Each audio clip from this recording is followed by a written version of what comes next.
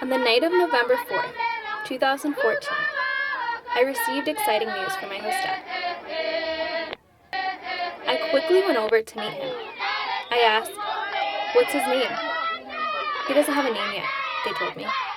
This conversation went on for a couple of days, until they decided on Swensi. My parents didn't speak that much English, but felt the need to translate the meaning of his name. Swensi. Black or white, it means we are together. I thought, this name is perfect.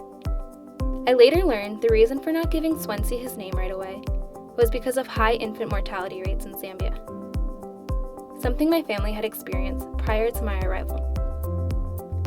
11 days earlier, on the other side of the world, my niece Victoria was born.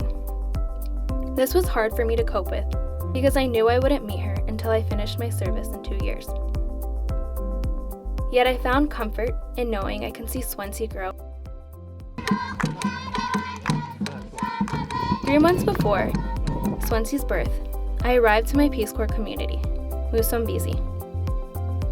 My house was not quite ready, so I stayed with the teacher for a couple of days. Without hesitation, she opened her home, shared meals, and even heated up my bathwater.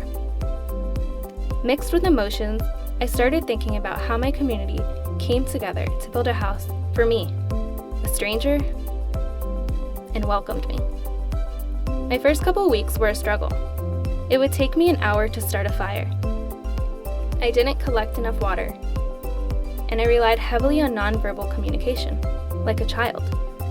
Trying to understand how things worked around my community was confusing. Eventually, my host family and I felt more comfortable with one another.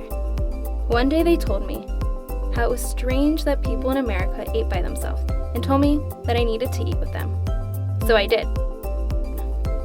It became something I looked forward to every night. Sitting by the fire, sharing food, laughing, dancing, and telling stories.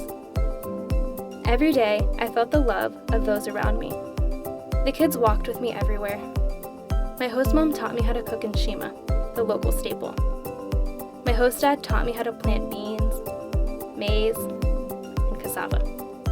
My host sister Alinane was only 5, but always looked out for me. Shadi, my host brother, had a smile that could make anyone's day.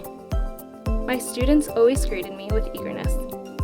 My friend Juliet provided me with guidance. My counterpart Rosemary helped me run clubs. Women selling produce gave me mbasela, which means something free. Strangers gave me rides. Peace Corps volunteers supported me. My service was filled with many emotions, high and low. But I found comfort in knowing that we are together.